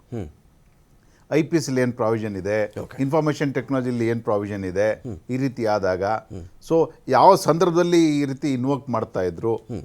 ಇವಾಗ ನಮ್ಮ ದೇಶದ ವಿರುದ್ಧ ನಾವೇನಾರ ಘೋಷಣೆಯನ್ನ ಕೂಗಿದಾಗ ನೀವು ನೋಡಿರ್ಬೋದು, ಫ್ರೀಡಮ್ ಪಾರ್ಕಲ್ಲಿ ಒಂದು ಹುಡುಗಿ ಪಾಕಿಸ್ತಾನ್ ಜಿಂದಾಬಾದ್ ಅಂತ ಹೇಳ್ತಾರೆ. ಅವ್ರನ್ನ ಅರೆಸ್ಟ್ ಮಾಡಿಲ್ವಾ? ಅಂದ್ರೆ ಅವಾಗ ಪ್ರಾವಿಷನ್ ಏನು IPC ಇತ್ತು ಅದನ್ನ you want to bring within the purview of the hate speech. ಓವೈಸಿನೇ ಗಾಬರಿ ಆಗುವಂತ ಕಿರ್ಚಿಬಿಟ್ಟಿತ್ತ ಹುಡುಗಿ. ಹೌದು, ಅಲ್ಲಿ ಓವೈಸಿನೇ ಗಾಬರಿ ಆಗುವಂತ ಕಿರ್ಚಿದ್ದು. ಹೌದು, ಅದು ಮೂರ್ತಿ ಚಿಕ್ಕದವರು ಕೀರ್ತಿ ದೊಡ್ಡದಾಗಿದೆ. ಓಕೆ. ಸೊ ಹಾಗಾಗಿ ಇದನ್ನ ಡಿಸ್ಕಸ್ ಮಾಡೋ ಅಂಥ ವಿಚಾರ, ಡಿಬೇಟ್ ಮಾಡೋ ಅಂಥ ವಿಚಾರ ಈ ಕಾಯ್ದೆಯಲ್ಲಿ ಇದೆ. ಸೊ ಹಾಗಾಗಿ ನನ್ನ ಪ್ರಕಾರ ಗವರ್ನರ್ ಏನಾದ್ರು ವಾಪಸ್ ಮಾಡಿರ್ಬೋದು, ಇಲ್ಲ ಇನ್ನೊಂದ್ಸಲ ವಿಮರ್ಶನೆ ಮಾಡಿ, ಇನ್ನೊಂದ್ಸಲ ನಿಮ್ಮ ಸದನದಲ್ಲಿ ಚರ್ಚೆ ಮಾಡಿ, ಮತ್ತೆ ಆಗಿ ಬಂದರೆ ಮತ್ತೆ ಅವರು ಅದನ್ನು ರಿಜೆಕ್ಟ್ ಮಾಡಲಿಕ್ಕೆ ಚಾನ್ಸೇ ಇಲ್ಲ. Maximum you can forward to the only president ಅಷ್ಟೇ. ಸೊ ಹಾಗಾಗಿ ಆ ವಿಚಾರ ಇಟ್ಕೊಂಡು ಇವಾಗ ವಾಪಸ್ ಮಾಡಿರ್ಬೋದು. ಆದರೆ ನೀವು ಒಂದು ಬಿಲ್ಲಿನ ಪ್ರತಿಯನ್ನು ನೀವು ಹಿಡಿದ್ಬಿಟ್ಟು ನೋಡಿ, ಅದಕ್ಕೇನು sky is the only limit. ನಾಳೆ ಏನಾದ್ರು ಈ ಸರ್ಕಾರದ ವಿರುದ್ಧ ಬಿಲ್ಲು ನೀವು ಯುನಾನಿಮಸ್ ಆಗಿ ತಗೊಬಿಟ್ಟಿದ್ದೀರಿ, ಚರ್ಚೆಗೆ ಇಟ್ಟಿಲ್ಲ, ನಿಮ್ದು ತುಗ್ಲಕ್ ಸರ್ಕಾರ ಅಂತ ಅಕಸ್ಮಾತ್ ಏನಾರು BJP ಹೇಳ್ಬಿಟ್ರೆ ಪಕ್ಕಾ ಕೇಸು. ಯಾವುದು ಇದೇ ಆಕ್ಟಲ್ಲಿ ಎಲ್ಲ BJP ಮೇಲೆ. ಯಾರ ಮೇಲೆ ಹಾಕ್ತೀರಿ ನೀವು? ಕಾನ್ಸ್ಪಿರಸಿ ಅಂತೇನು ಎಲ್ಲ BJP ವಕ್ತಾರರು ಇನ್ಕ್ಲೂಡಿಂಗ್ ಆಪೋಸಿಷನ್ ಪಾರ್ಟಿ ಲೀಡರು ಇದರಲ್ಲಿ ಇನ್ವಾಲ್ವ್ ಆಗಿ ಅವರೇ ಹೇಳ್ಕೊಟ್ಟು ಈ ರೀತಿ ಮಾಡಿದ್ದಾರೆ, ಹಾಗಾಗಿ ಎಲ್ಲರ ಮೇಲೂ ಕೇಸ್ ಹಾಕಬೇಕು ಅಂತ. 1000 ಜನ ಕಾರ್ಯಕರ್ತರಿರ್ತಾರೆ, ನೀವು 1000 ಜನದ ಮೇಲೆ FIR ಹಾಕ್ತೀರಾ? 1000 ಕಾನ್ಸ್ಪಿರಸಿ. ನಟರಾಜ್ ಗೌಡ್ರೆ, ಈಗ ಇಲ್ಲಿ ಏನು ಬರುತ್ತೆ ಅಂತ ಹೇಳಿದ್ರೆ, ಇವತ್ತು ಒಬ್ಬರು ನ್ಯಾಯಮೂರ್ತಿಗಳು ಹೇಳ್ತಕ್ಕಂಥ ಮಾತು ನಾನು ಓದ್ತಾ ಇದ್ದೆ. ದೇಶದಲ್ಲಿ ಪ್ರಕರಣಗಳ ಸಂಖ್ಯೆ ತುಂಬ ಜಾಸ್ತಿ ಆಗ್ತಿವೆ, ಹಾಗಾಗಿ ನ್ಯಾಯಮೂರ್ತಿಗಳ ನೇಮಕವೂ ಜಾಸ್ತಿ ಆಗಬೇಕು ಅಂತ. ತುಂಬ ಪ್ರಕರಣಗಳಾಗ್ತಿದೆ, ಅವ್ರ ಸಂಖ್ಯೆನೂ ಜಾಸ್ತಿ ಆಗಬೇಕು ಅಂತ. ನಮಗಾಗಲೇ ಎದು ಹೇಳ್ತಾ ಇದ್ರು, ಎಷ್ಟು ಕೇಸ್ಗಳಿದೆ ಇದೇ ಸೋಷಿಯಲ್ ಮೀಡಿಯಾ, ಇದೇ ಇನ್ಸ್ಟಾಗ್ರಾಮು. ದಿಲೀಪ್ ಅವರು ಹೇಳ್ತಿದ್ರು, ಯಾರೋ ಈಗ ಒಂದು ಕಡೆ ಈಗ ರಮ್ಯಾ ಕೊಟ್ಬಿಡ್ತಾರೆ, ವಿಜಯಲಕ್ಷ್ಮಿ ಅವ್ರು ಕೊಡ್ತಾರೆ ಅಂದಾಗ ಸ್ವಲ್ಪ ಅಟೆನ್ಷನ್ ಜಾಸ್ತಿ ಇರುತ್ತೆ, ಬಗೆಹರಿಸ್ಬಿಡ್ತಾರೆ. ಬೇರೆ ಕೇಸ್ಗಳ ಕಡೆ ಗಮನ ಕೊಡೋಕ್ಕೆ ನಮ್ಮಲ್ಲಿ ಸ್ಟಾಫೇ ಇಲ್ಲ, ಸಿಬ್ಬಂದಿನೇ ಇಲ್ಲ. ಒಂದೊಂದು ಸೆಕೆಂಡ್ಗೂ, ಒಂದೊಂದು ನಿಮಿಷಕ್ಕೂ ಒಂದೊಂದು ಆನ್ಲೈನ್ ವಂಚನೆ, ಮೋಸ, ಹಣದಿದು, ಅವಾಚ್ಯವಾಗಿ ಅವ್ರನ್ನ ಬೈಯೋದು, ಕಿರುಕುಳ ಕೊಡೋದು, ನ್ಯೂಡಿಟಿ, ಇದೆಲ್ಲವೂ ಇದೆ. ಇದು ಸಾಲದು ಅಂತ ಇದನ್ನು ನೀವು ಮಾಡೋರಿದ್ದರೆ ನಮ್ಮಲ್ಲಿ ನಿಜವಾಗ್ಲೂ ಆ ಸ್ಟಾಫ್ ಇದ್ದಾರಾ? ಈಗ ಸಿದ್ದರಾಮಯ್ಯ ಅವ್ರಿಗೆ ಮುಸಲ್ಮಾನ ಹೆಸರನ್ನು ಸೇರಿಸಿ ಅನೇಕರು ಕರೆದ್ರು, ಅವ್ರನ್ನ ಸಿದ್ದರಾಮಯ್ಯ ಹೆಸರಲ್ಲೇ ಕರೆದ್ರು. ಇವೆಲ್ಲ ಬಿಟ್ಟು ಬಿಡ್ಬೇಕಂಗಾದ್ರೆ? ಇಲ್ಲ ನೋಡಿ, ಈಗ ಏನಾಗುತ್ತೆ ಅಂದರೆ ಪ್ರಕರಣಗಳು ಹೆಚ್ಚಿಗೆ ಆಗುತ್ತೆ ಅಂತಲ್ಲ, ಏನು ಪ್ರಕರಣಗಳಾಗ್ತದೆ ಅದನ್ನು ಈ ಕಾಯ್ದೆ ಅಡಿ ತರ್ತಾರೆ. ಓಕೆ. ಕೆಲವು IT ಆ್ಯಕ್ಟ್ ಅದ್ರ ಮೇಲೆ ಹೋಗ್ಬೋದು, ಕೆಲವರು IPC ಇದ್ರ ಮೇಲೆ ಹೋಗ್ಬೋದು. ಇದು ಏನಾಗುತ್ತೆ, ಈಗ ಒಂದು ಪ್ರಕರಣ ಹೇಳ್ತೀನಿ. ಯಾವ ಹಿಂದೂಗಳು ಕೂಡ ಮುಸಲ್ಮಾನರ ಹತ್ರ ಹೋಗಿ ವ್ಯಾಪಾರ ಮಾಡಕೂಡದು, ಜಾತ್ರೆಗಳಲ್ಲಿ ಅವಕಾಶ ಕೊಡಕೂಡದು. ಇದು ಕೇವಲ ದ್ವೇಷ ಭಾಷಣ ಅಲ್ಲ, ಸಮಾಜವನ್ನು ಸ್ಪ್ಲಿಟ್ ಮಾಡೋವಂಥದ್ದು. ಓಕೆ.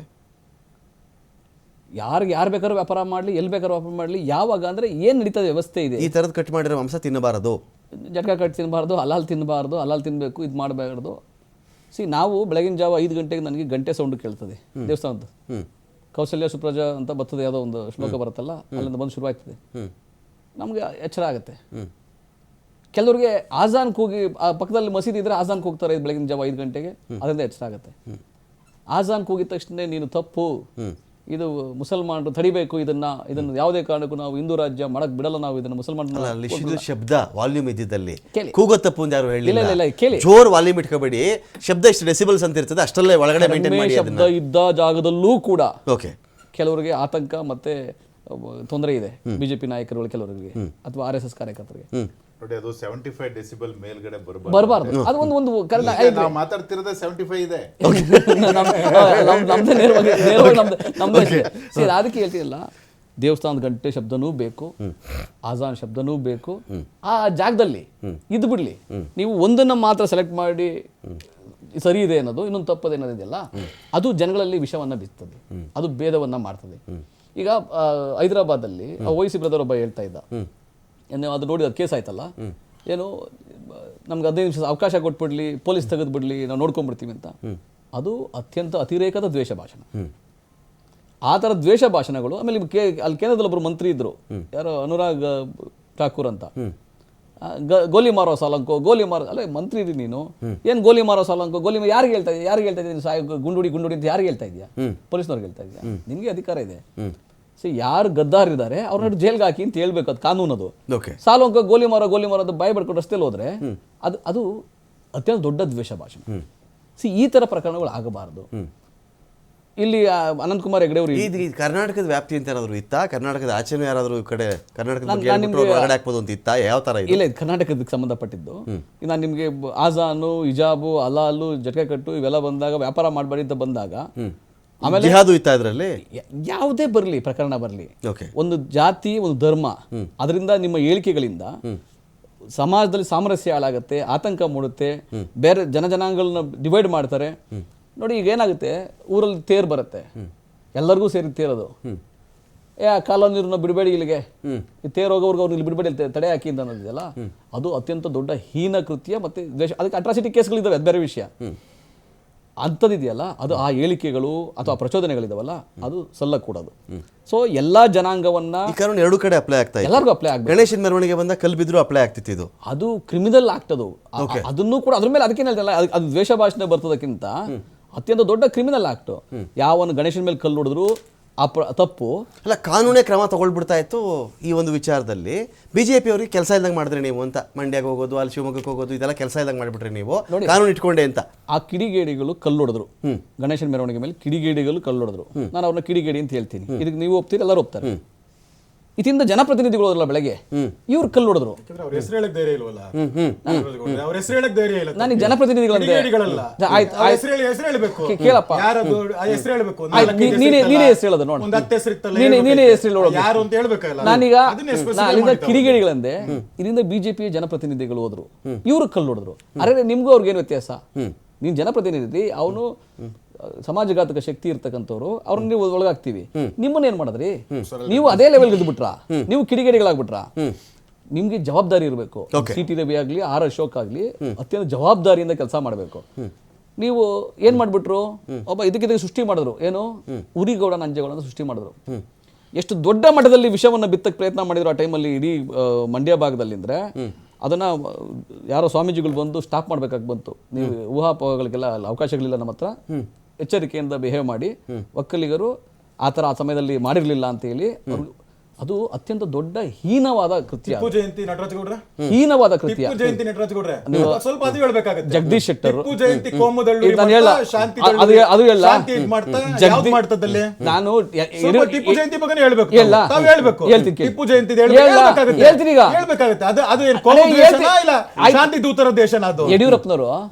ಯಡಿಯೂರಪ್ಪನವರು ಹೋಗಿ ತಲೆಯನ್ನಿಟ್ಟು, ಎಲ್ಲಿ ಟಿಪ್ಪು ಸಮಾಧಿಗೆ ತಲೆಯನ್ನಿಟ್ಟು, ಅಲ್ಲಾ ಮೇಲಾಣೆ ನಾನಿಂದು ಬಿಜೆಪಿಗೆಂದು ಸೇರಲ್ಲ, ಇಡೀ ಕರ್ನಾಟಕ ಸರ್ವಜನಾಂಗ ಶಾಂತಿ ತೋಟವನ್ನ ಕಾಪಾಡ್ತೇನೆ, ಇದು ಯಡಿಯೂರಪ್ಪನವರು ಹೇಳಿದ್ದು. ಎಲ್ಲಿ ಹೇಳಿದ್ದು? ಟಿಪ್ಪು ಸಮಾಧಿ ಹತ್ರ. ಏನಿಟ್ಟು? ತಲೆಯನ್ನಿಟ್ಟು ಟಿಪ್ಪು ಸಮಾಧಿಗೆ. ಜಗದೀಶ್ ಶೆಟ್ಟರು ಟಿಪ್ಪು ಕರ್ನಾಟಕದ ವೀರಪುತ್ರ, ಕರ್ನಾಟಕದ ಹೆಮ್ಮೆಯ ಪುತ್ರ ಅಂತ ಜಗದೀಶ್ ಶೆಟ್ಟರು ಬರೆದು ಸೈನ್ ಹಾಕಿದ್ದಾರೆ. ಅವರೇ ಬುಕ್ಕನ್ನು ದುಡ್ಡು ಕೊಟ್ಟು, ಸರ್ಕಾರ ದುಡ್ಡು ಕೊಟ್ಟು ಪಬ್ಲಿಷ್ ಮಾಡಿಸಿದ್ದಾರೆ.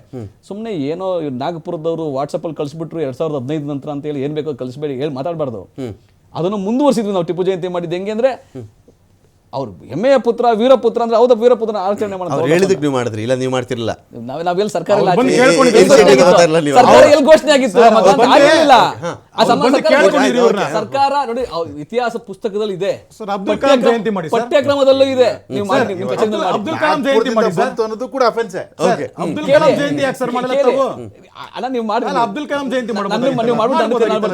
ಮಾಡ್ಬಿಟ್ಟು ನಾನು ಬರ್ತೀನಿ. ನಾನೇನ್ ಹೇಳ್ತಾ ಇದೀನಿ ಅಂದ್ರೆ, ಈ ತರ ಇದ್ದಂತಹ ವಾತಾವರಣ ಯಾವ ರೀತಿ ಕಲುಷಿತ ಮಾಡ್ಕೊಂಡ್ ಬಂದ್ರು ಬಿಜೆಪಿಗರು.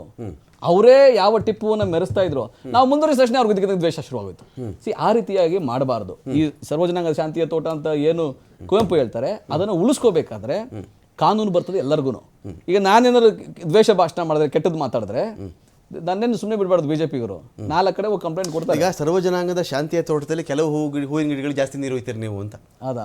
ನೀವು ಸ್ವಲ್ಪ ಜಾಸ್ತಿ ನೀರು ಹಾಕ್ಬಿಡಿ. ಏಕಜನಾಂಗಕ್ಕೆ ಕೆಲವು ಗಿಡಗಳು ಜಾಸ್ತಿ ಹಾಕಿ ತೋಟ ಸರ್ವಜನಾಂಗದ್ದೆ ಕೆಲವು ತೋಟಕ್ಕೆ ಜಾಸ್ತಿ ನೀರು ಯಾರಾದ್ರೂ ಒಂದು ಅಪೀಸ್ಮೆಂಟ್ ಗೊಬ್ಬರ ಯಾರಾದ್ರೂ ಕೆಲವು ಗಿಡಗಳಿಗೆ ಜಾಸ್ತಿ ನೀರು 10,000 ಹಾಕಿದ್ರೆ ಕೋಟಿ ಅವ್ರು ವಿಶೇಷವಾಗಿ ನಿಜವಾದ ಕೃಷಿಕ ಅಲ್ಲ. ಶಾದಿ ಭಾಗ್ಯ, ಕೇಳು brother. ಶಾದಿ ಭಾಗ್ಯ ವಿಶೇಷವಾಗಿ ಕೇಳಿಸ್ಕೊ. ಯಾರಾದ್ರೂ ಕೆಲವೇ ಕೆಲವು ಯಾರಾದ್ರೂ ನಿಮ್ಗೆ ಹೇಳ್ತಾರೆ ಡೈರೆಕ್ಟ್ ಆಗಿ ನಿಜ ಅಲ್ಲ, ಅದು ಕೇಳಿಸ್ಕೊಳ್ಳಿ. ಕೆಲವು ಗಿಡಗಳಿಗೆ ಮಾತ್ರ ಜಾಸ್ತಿ ಕೆಲವು ಗಿಡಗಳಿಗೆ ನೀರು ಯಾರು ಹೆಚ್ಚಿಗೆ ಹಾಕ್ತಾರೆ, ಇನ್ನು ಗಿಡಗಳನ್ನ ಬಿಟ್ಬಿಡ್ತಾರೆ. ಜಾಸ್ತಿ ನೀರು ಹಾಕ್ತಿರ್ತೀರಾ ಅಂತ. ಹಂಗೆಲ್ಲ ಏನಿಲ್ಲ. ಯಾವ ದುರ್ಬಲವಾಗಿರ್ತವೆ ಗಿಡಗಳು, ಯಾವ ಗಿಡಗಳಿಗೆ ಗೊಬ್ಬರ ಬೇಕು, ನೀರು ಬೇಕು, ಆ ಗಿಡಗಳಿಗೆ ಪೋಷಣೆ ಅಗತ್ಯ ಇಲ್ಲ. ಅದೇನೆ ದ್ವೇಷ ಮತ್ತು ದುರ್ಬಲ ಡೆಫಿನಿಷನ್ ಅವ್ರವ್ರ ಮೂಗು ನೆರಕಿದೆ. ಇಲ್ಲ, ಇಲ್ಲ, ಇಲ್ಲ. ದುರ್ಬಲ ನಿಮ್ ಡೆಫಿನಿಷನ್ ಅದು. ಇಲ್ಲ. ನಾವು ಒಂದು ಕುಟುಂಬದಲ್ಲಿ ನಮ್ಮ ತಾಯಿಗೆ 5 ಜನ ಮಕ್ಕಳು, ನಾವು ಎಲ್ಲರೂ ಒಂದೇ ತರ ಇಲ್ಲ. ಆಯ್ತಾ? ಒಬ್ಬನಿಗೆ ಶಾರ್ಪ್ನೆಸ್ ಜಾಸ್ತಿ ಇರುತ್ತೆ, ಇನ್ನೊಬ್ಬನಿಗೆ ದುಡಿಮೆ ಶಕ್ತಿ ಜಾಸ್ತಿ ಇರುತ್ತೆ. ಹಾಗಾಗಿ ಅವ್ರವ್ರು ನೋಡ್ಕೊಂಡು ಎಲ್ಲರಿಗೂ ಅವಕಾಶಗಳು ಕೊಡಬೇಕಾದಾಗ ಯಾರು ದುರ್ಬಲರಿರ್ತಾರೆ, ಈಗ ನಿಮಗೂ ನಮಗೂ ಗೊತ್ತು ಆರ್ಥಿಕವಾಗಿ ಎಷ್ಟು ಜನ ಯಾರು ದುರ್ಬಲರಿದ್ದಾರೆ, ಶೈಕ್ಷಣಿಕವಾಗಿ ಯಾರು ದುರ್ಬಲರಿದ್ದಾರೆ, ಸಾಮಾಜಿಕವಾಗಿ ಯಾರು ದುರ್ಬಲರಿದ್ದಾರೆ. ಅವರಿಗೆ ಅವಕಾಶಗಳನ್ನ ನೀವು ಕೊಡೋದಲ್ಲ, ಸರ್ಕಾರ ಜವಾಬ್ದಾರಿಯಾಗಿ ಜೈಲಲ್ಲಿ ಅವ್ರು ಬಿಡ್ರಿ, ತಲೆ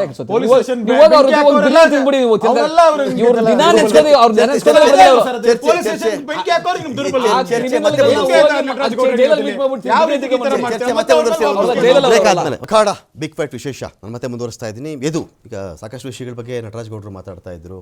ಈಗ ಒಂದೊಂದು ಹಲಾಲ್ ಕಟ್ ಅನ್ನೋದು, ಒಂದು ಯಾವುದೋ ಜಾತ್ರೆ ಆದರೆ, ತೇರಾದರೆ ಇಂಥವ್ರು ವ್ಯಾಪಾರ ಮಾಡಬೇಡಿ ಅಂತ ಹೇಳೋದು, ಇವೆಲ್ಲ ಎಷ್ಟು ಮಟ್ಟಕ್ಕೆ ಸರಿ ಆಗ್ತವೆ? ನಾವು ಬೇಲೂರು ಚೆನ್ನಕೇಶ್ವರ ವಿಚಾರಕ್ಕೆ ಹೋದರೂ ಕೂಡ ಮುಸ್ಲಿಂ ಸಮುದಾಯದವ್ರನ್ನ ಅಲ್ಲಿ ಮುಂದೆ ಕರೆಸಿ ಕುರಾನೋ ಅದೇನೋ ಒಂದಷ್ಟು ಶಾಸ್ತ್ರ ಆರಂಭದಲ್ಲಿ ಶುರು ಮಾಡಿ ನಂತರ ರಥೋತ್ಸವಕ್ಕೆ ಚಾಲನೆ ಕೊಡ್ತಾರೆ. ಇಲ್ಲಿ ಅಂಬಾರಿ ಕಟ್ಟೋ ವಿಚಾರದಲ್ಲೂ ಕೂಡ ಮುಸಲ್ಮಾನ ಸಮುದಾಯದವ್ರನ್ನ ಕರ್ಕೊಂಡು ಬರ್ತಾರೆ.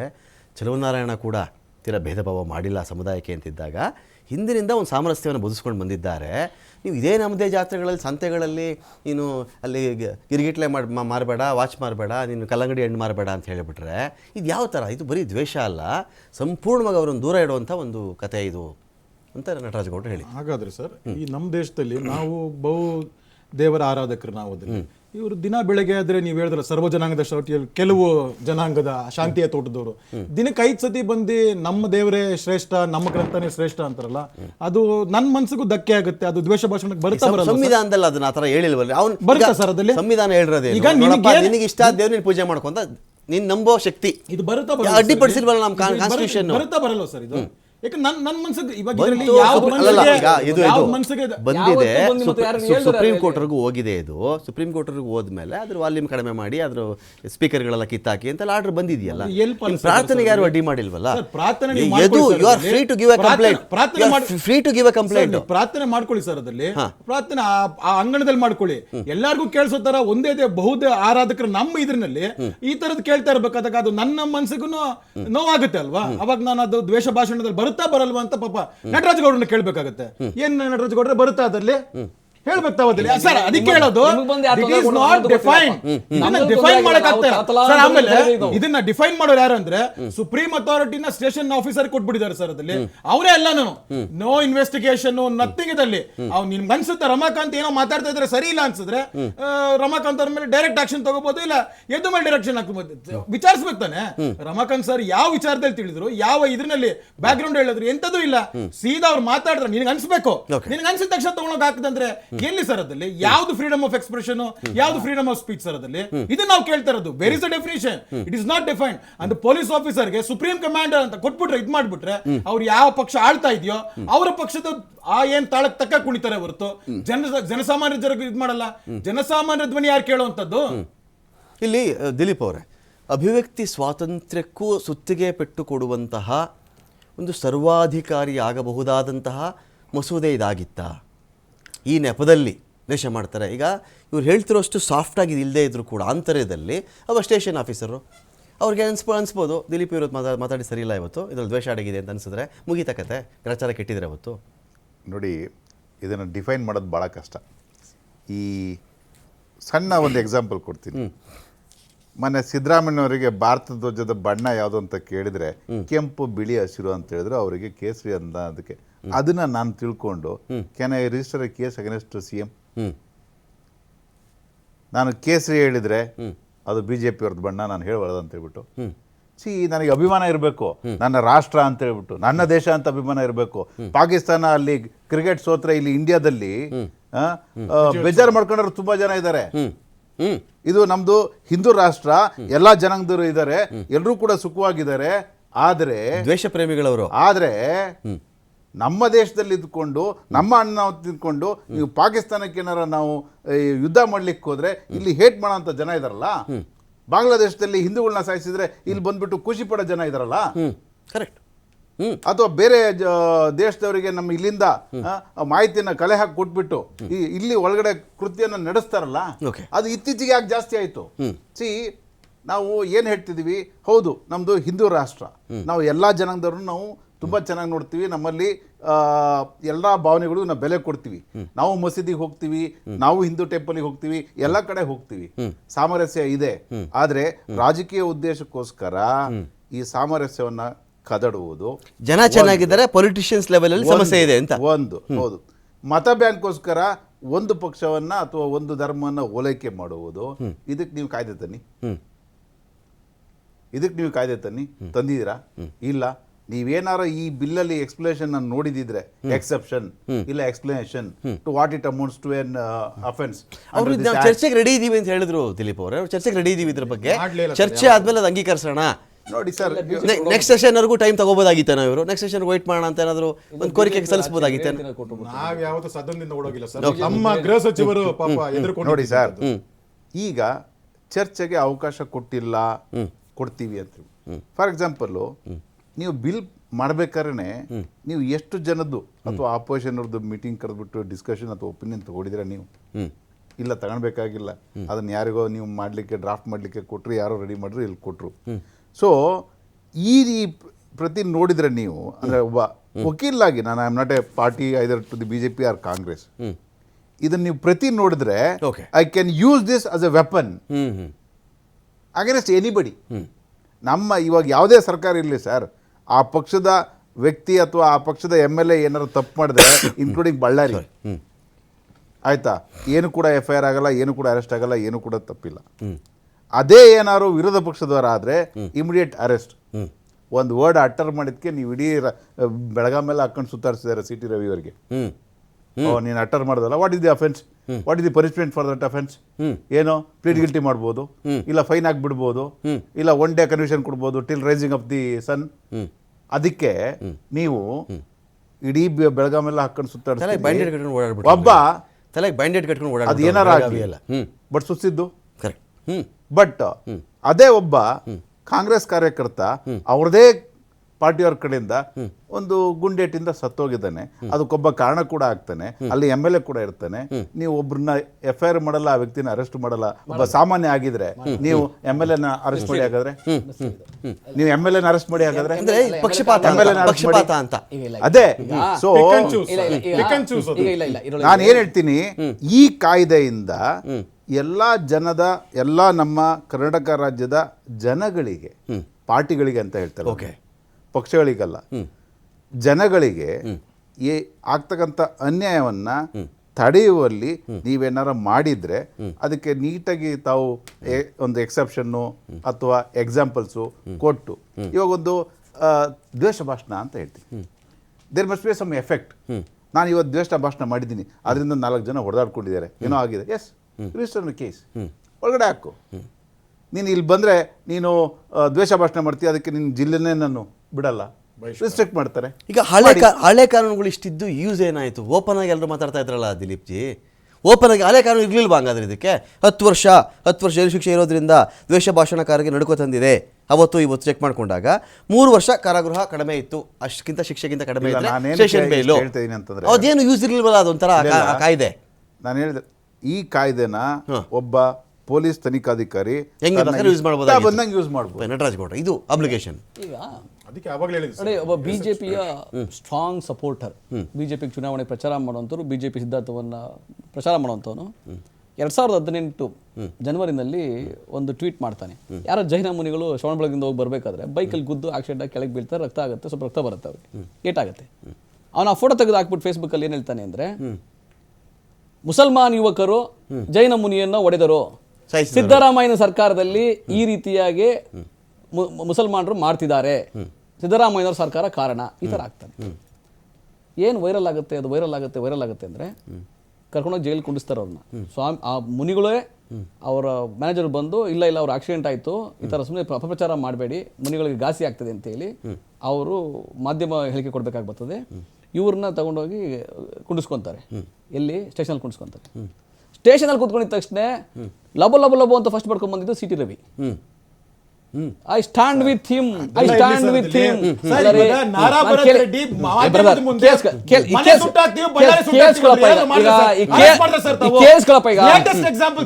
ಈಗ ನಾನು ಅದು ಮತ್ತೆ ಚರ್ಚೆ ಮಾಡಕ್ ಹೋದ್ರೆ ಜನಾರ್ದನ್ ರೆಡ್ಡಿ ಯಾವ ಸಂಚುಕೋರ, ಎಂತಹ ಮಾಫಿಯಾ, ಪ್ರತಾಪ್ ಸಿಂಹನ್ ಕೇಳಿ, ಮಾಫಿಯಾ ಜನಾರ್ದನ್ ರೆಡ್ಡಿ ಮಾಫಿಯಾ ಇವತ್ತು ರಿಪಬ್ಲಿಕ್ ಬಳ್ಳಾರಿ ಮಾಡ್ಕೋಬೇಕಂತ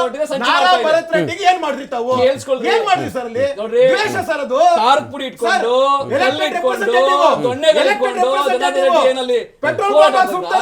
ಕೋಲಾಟ ಆಡ್ತಾ ಇದ್ದಾರೆ ಜನಾರ್ದನ್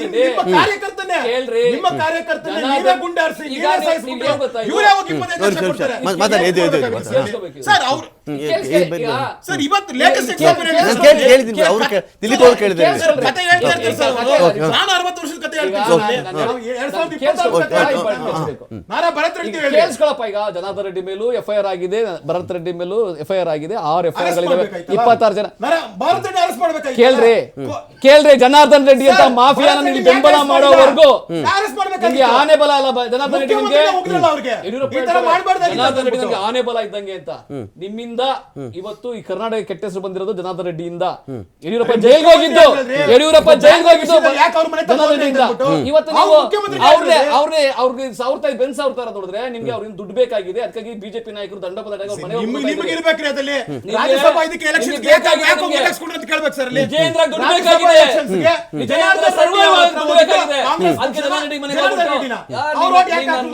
ಆನೆ ಬಲ ನೀನು ಅಂತ ಅವ್ರ ಹಿಂದೆ ಹೋಗಿದ್ದೀರಿ.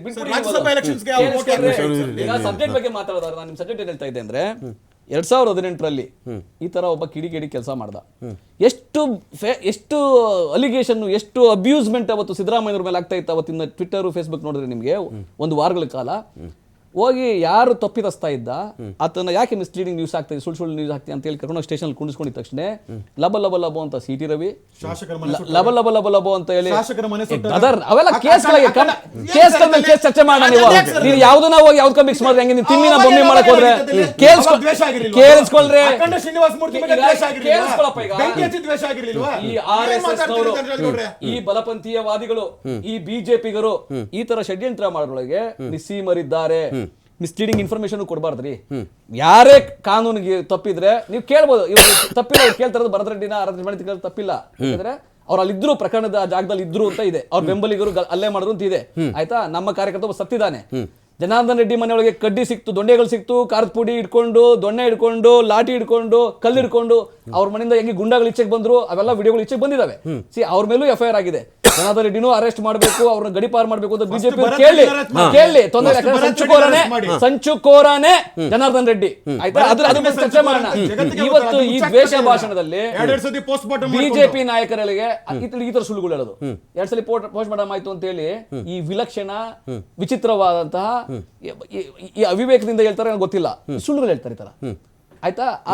ಭರತ್ ರೆಡ್ಡಿನ ಅರೆಸ್ಟ್ ಮಾಡಿ 2 ಸಲ ಆಪರೇಷನ್ ಇದಾಯ್ತು ಅಂತ ಹೇಳಿ ಪೋಸ್ಟ್ ಮಾಡಮ್, ಆತರ ಸುಳ್ಳು ಯಾಕೆ ಹೇಳ್ಬೇಕು? ಆಯ್ತಾ? ಇದು ಮಿಸ್ಲೀಡಿಂಗ್ ಇನ್ಫಾರ್ಮೇಶನ್ ಸಪರೇಟ್ ಆಗಿರೋಣ, ಪೊಲಿಟಿಕಲ್ ಅವ್ರದ್ದು. ಆದ್ರೆ ಈ ರೀತಿಯಾಗಿ ದ್ವೇಷ ಭಾಷಣವನ್ನ ಯಾವ ಮಾಡಬಾರ್ದು, ಬಿಜೆಪಿ ನಾಯಕರು ಮಾಡಬಾರ್ದು, ಕಾಂಗ್ರೆಸ್ ನಾಯಕರು, ಜೆಡಿಎಸ್ ನಾಯಕರು ಮಾಡಬಾರ್ದು. ನಿಮ್ಗೆ ಕಡಿವಾಣ ಹಾಕೊಳ್ರಿ ನಿಮ್ಮ ಸುಳ್ಳುಗಳಿಗೆ, ನಿಮ್ಮ ವಿಚಿತ್ರವಾದ ವರ್ತನೆಗೆ, ದ್ವೇಷ ಭಾಷಣಕ್ಕೆ, ಪ್ರಚೋದನಕಾರಿ ಭಾಷಣಕ್ಕೆ. ಈಗ ಮಂಗಳೂರು ಭಾಗದಲ್ಲಿ, ದಕ್ಷಿಣ ಕನ್ನಡ ಭಾಗದಲ್ಲಿ ಎಷ್ಟು ಜನ ಯುವಕರು ಸತ್ರು. ಆ ಸಾವಿನ ಮೇಲೆ ನಿಂತ್ಕೊಂಡು ಇವರೆಲ್ಲ ಭರತ್ ಶೆಟ್ಟಿ, ಪೂಂಜಾ ಇವರೆಲ್ಲ MLA ಗಳಾಗಿ ವಿಧಾನಸೌಧಕ್ಕೆ ಬಂದ್ರು. ಅವರೆಲ್ಲ ಪಾಪ ಬಡವರು ಮಕ್ಕಳು ಸ್ಮಶಾನ ಕೊಟ್ಟೋದ್ರು, ಇವ್ರು ವಿಧಾನಸೌಧಕ್ಕೆ ಬಂದ್ಬಿಟ್ರು. ಆ ತರ ಎಲ್ಲೂ ಆಗ್ಕೂಡುದು, ಯಾರ ಮನೇಲೂ ಆಗ್ಕೂಡುದು. ಅದು ಚಿಕ್ಕಮಗಳೂರಲ್ಲೂ ಆಗ್ಬಾರ್ದು, ಮಂಡ್ಯದಲ್ಲೂ ಆಗ್ಬಾರ್ದು, ರಾಜ್ಯದಲ್ಲ. ಬಿಗ್ ಫೈಟ್ ವಿಶೇಷ ಮತ್ತೆ ಮುಂದುವರಿಸ್ತಾ ಇದ್ದೀನಿ. ಇದು ಜನಗಳ ವಿಚಾರದಲ್ಲೂ ಕೂಡ ಇದೊಂದು ಮಾರಕವಾಗಿರತಕ್ಕಂಥ ಬಿಲ್ ಅಂತ ನಿಮ್ಮ ಅಪೋಸಿತ್ತಾ? ಇಲ್ಲ ನಿಮ್ಮ ನಾಯಕರಲ್ಲೂ ದ್ವೇಷ ಭಾಷಣ ಮಾಡಿ ಸಿಕ್ಕಾಕೊಂಡ್ಬಿಟ್ರೆ ಜೈಲಿಗೆ ಹಾಕ್ಬಿಡ್ತಾರೆ, ಇನ್ನೇನು ಬಾಯಿ ಬಿಡೋಂಗಿಲ್ಲ ಮುಸ್ಲಿಮ್ಸ್ ಮೇಲೋ ಇನ್ನೊಂದು ವಿಚಾರಗಳ ಮೇಲೋ, ಆ ಆತಂಕದಲ್ಲಿ ನಿಮ್ಮ ಪಾರ್ಟಿ ಇತ್ತಾ ಅಂತ? ಸರ್ ಜನಗಳ ಮೇಲೆ ನಾವು we are the people representative sir. ಜನಗಳ ಆಶೋತ್ತರ ಏನಿದೆ ಅದ್ರ ಬಗ್ಗೆ ಮಾತಾಡಬೇಕೇ ಹೊರತು ಯಾರೊಬ್ಬ ನಾಯಕರನ್ನ ರಕ್ಷಣೆಗೋಸ್ಕರನೋ ಇನ್ನೊಬ್ರು ಯಾರಿಗೂ ಅಂತದಲ್ಲ. ನಾ ಹೇಳ್ತಾ ಇರುವಂತದ್ದು, ನೀವು ಈ ತರ ದ್ವೇಷ ಭಾಷಣಗಳು ಆದಾಗ ನಿಮ್ಮಲ್ಲಿ ನಿಮ್ಮ ನಾಯಕರು ನಿಮ್ಮ ಒಂದು ಏನಂತಾರೆ ಸರ್ವ ಜನಾಂಗದ ಶಾಂತಿಯ ತೋಟಿಯ ಕೆಲವು ಹೂಗಳು ಮಾಡಿದಾಗ ಯಾವ ಸ್ಟ್ರಿಕ್ಟ್ ಆಕ್ಷನ್ಸ್ ತಗೊಂಡ್ರಿ ನೀವು? ಯಾವ ಸ್ಟ್ರಿಕ್ಟ್ ಆಕ್ಷನ್ಸ್ ತಗೊಂಡ್ರಿ? Have you given any example to the people? ಮನೆಗೆ ನ್ಯಾಯ ಕೊಟ್ರಿ ನೀವು? ಯಾವ ನ್ಯಾಯ ಕೊಟ್ರಿ? ಅಖಂಡ ಶ್ರೀನಿವಾಸ ಮೂರ್ತಿನ ಪಾರ್ಟಿಯಿಂದನೇ ಹೊರಗಾಕ್ಬಿಟ್ರಿ. ಮತ್ತೆ ಅಲ್ಲಿರುವಂತ ಬೇಲ್ ಅವ್ರು ಯಾರು ಇವಾಗ ಹೊಸದಾಗ ಗೆದ್ದಿದಾರಲ್ಲ ಶಾಸಕರು, ಅವರ ಬೇಲ್ಗೋಸ್ಕರ, ಅವ್ರ ರಿಲೀಸ್ಗೋಸ್ಕರ ನಾನೆಲ್ಲ ಹೋರಾಟಗಳನ್ನು ಮಾಡ್ತೀನಿ, ಸಂಪನ್ಮೂಲ ಒದಗಿಸ್ತೀನಿ ಅಂತ ಸಾರ್ವಜನಿಕವಾಗಿ ಹೇಳಿದಂತದ್ದು. ವಾಟ್ ಎಕ್ಸಾಂಪಲ್ ಯು ಗಿವನ್ ಅದಲ್ಲಿ? ಕೆಲವು ಸರ್ ಇಬ್ಬರಿಗೂ ಒಂದೇ ಕಾನೂನು ಇತ್ತಲ್ಲ, ಇದು ನೀವ್ ಯಾಕೆ ತಡೆದ್ರಿ ಅಂತ. ಅಖಂಡ ಅವ್ರ ಮನೆಗೆ ಮಾಡಿದವ್ರಿಗೂ ಇದೇ ಕಾನೂನು ಇತ್ತು. ಇನ್ಯಾರ್ದೋ ಇದ್ರಿಸ್ನ ಒಡೆದು ಸಾಯಿಸಿದಾಗ ಇದ್ರಿಸ್ನ ಸಾಯಿಸ್ಬಿಟ್ರಲ್ಲ, ಇದ್ರಿಸ್ನ ಸಾಯಿಸಿದಾಗೂ ಇದೇ ನ್ಯಾಯ ಆಗೋದು, ಅಖಂಡಾಗೂ ಇದೇ ನ್ಯಾಯ ಆಗ್ತಿತ್ತಲ್ಲ, ನೀವ್ಯಾಕೆ ಸ್ಟಾಪ್ ಮಾಡಿದ್ರಿ ಇದನ್ನ ಅಂತ. ಅದೇ ನ್ಯಾಯ ಇದ್ದಿದ್ದಾಗ ಚಾಮರಾಜಪೇಟೆದ ಗೋ ಕೆಚ್ಚಲ್ಕೂದಾಗ ಏನ್ ಮಾಡಿದ್ರು ಸರ್? ಅದಲ್ಲಿ ಏನ್ ನ್ಯಾಯ ಕೊಟ್ರು?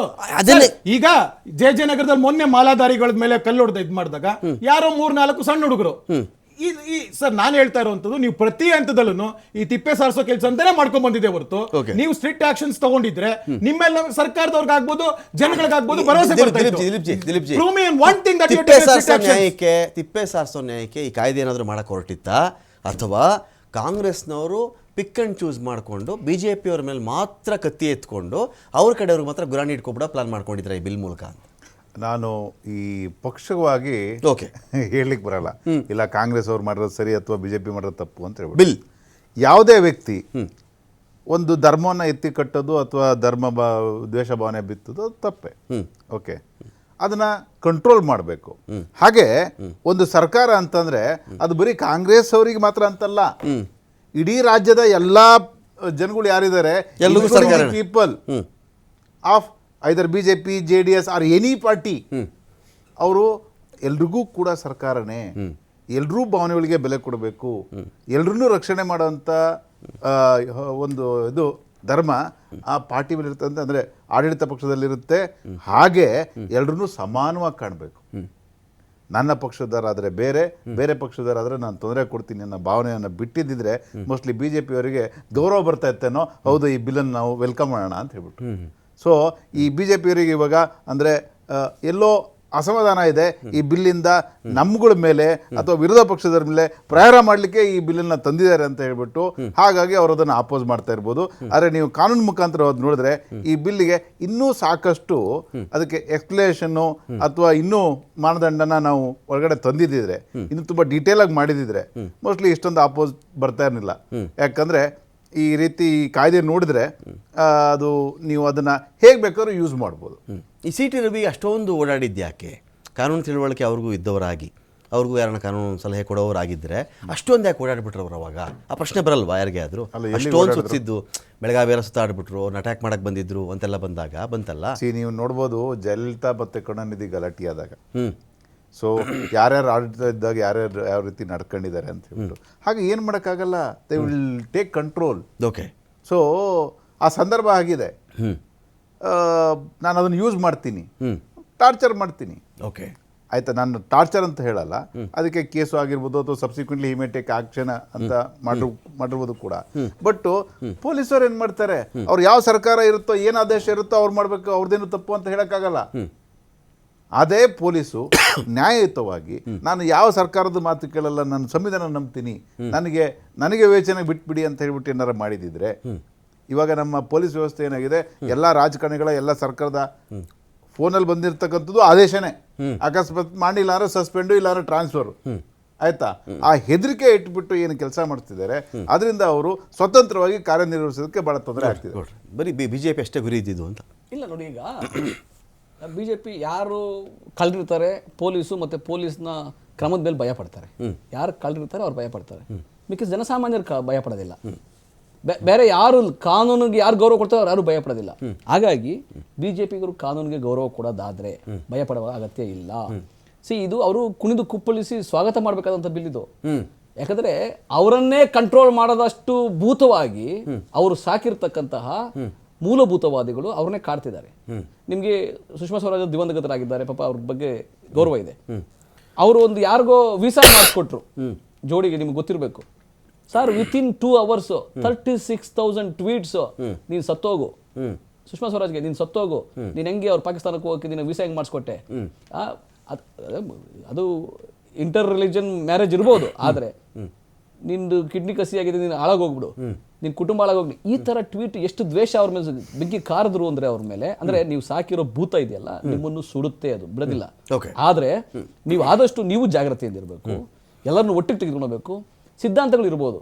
ನಾನು ಆರಾಧನೆ ಮಾಡೋದು ಶಿವನ ಆರಾಧಕ, ನಾನು ಚುಂಚಗಿರಿ ಭೈರವನ ಆರಾಧಕ, ನೀನು ಏನೋ ಒಂದು ಆರಾಧನೆ ಮಾಡ್ಬೋದು, ಆದರೆ ಎಲ್ಲ ಕಡೆ ಹಾರ್ಮನಿ ಇರಬೇಕು, ಸೌಹಾರ್ದತೆ ಇರಬೇಕು, ದ್ವೇಷ ಅನ್ನೋದು ಇರಲೇಬಾರ್ದು, ಸ್ನೇಹ ವಿಶ್ವಾಸ ಪ್ರೀತಿನೇ ಇರಬೇಕು.